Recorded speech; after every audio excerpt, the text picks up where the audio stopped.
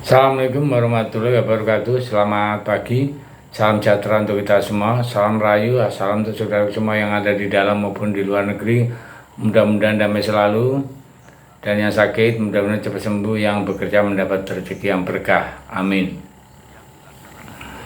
Mari kita bicara masalah alutsista, yaitu kekuatan produksi alat-alat senjata kita itu bagaimana. Ini jarang diekspos ya.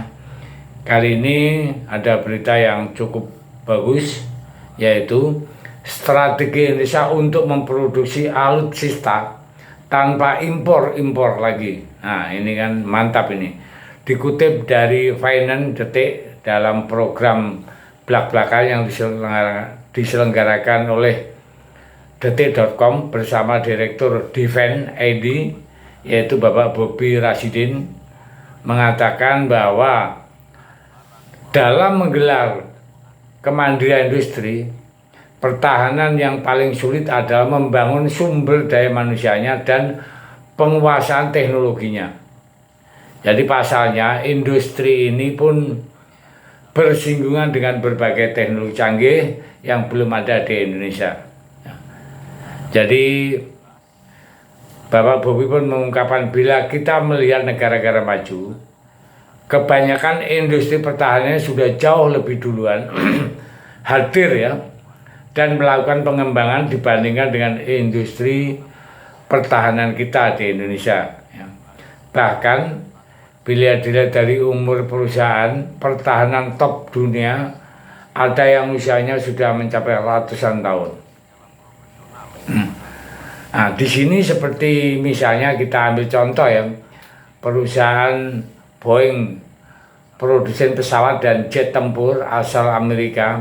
Mereka pun diketahui sudah berdiri sejak 15 Juli tahun 1916. Oh, lamanya sudah ya. Jadi di Seattle, Washington, Amerika, di mana pada waktu itu perusahaan Boeing ini pun pada awalnya diberi nama Pacific Aero Products.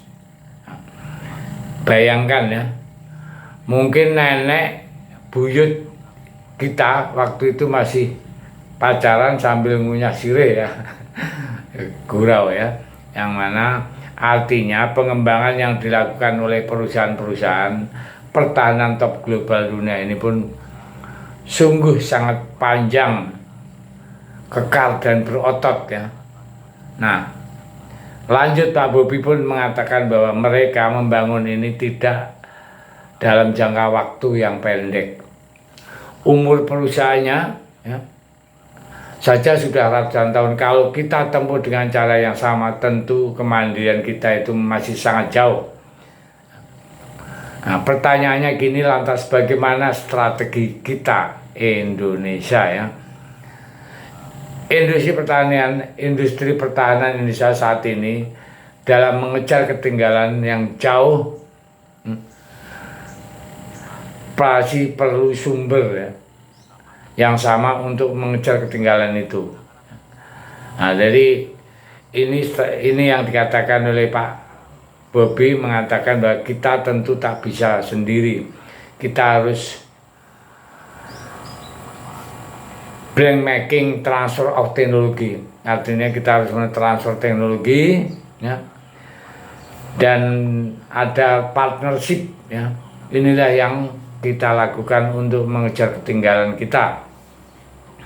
Kita akselerasikan. Nah sekarang ini beliau juga menyampaikan begitu bukan berarti industri pertahanan Indonesia cuman diam ya, untuk menunggu transfer teknologi. Tidak, Pak Bobi pun bilang bahwa Defense ID juga mulai mempercepat kemandirian produksi untuk beberapa hal yang sederhana. Misalnya, produksi massal senapan dan amunisi. Dan strategi ini pun disebut sebagai prioritas pertama, yaitu menggenjot produksi alat pertahanan yang memang sudah bisa dikuasai ilmunya di dalam negeri. Kita lakukan priority, kita lakukan yang paling basic dulu, amunisi, kemudian senjata ringan, pistol, senapan, senjata serbu, kemudian senapan runduk juga untuk sniper. Hal yang sangat basic sekali. Mulai dari penyiapan material atau wet-head, hulu ledaknya, kemudian siapkan amunisi dan perangkat yang lainnya yang perlu dipersiapkan. Nah, Bobi juga mengungkapkan prioritas kendaraan tempur yang kita itu kan agak kurang ya, masih agak keterbelakangan ya. Bisa kita lakukan kemandirian kendaraan operasional dulu dan lahirlah produk seperti Mau yang sebelumnya Anoa, dan itu pun menunjang operasional sebenarnya. Dan sejauh ini Pak Bobi mengatakan bahwa sistemnya pun cukup sulit untuk dikembangkan di dalam negeri.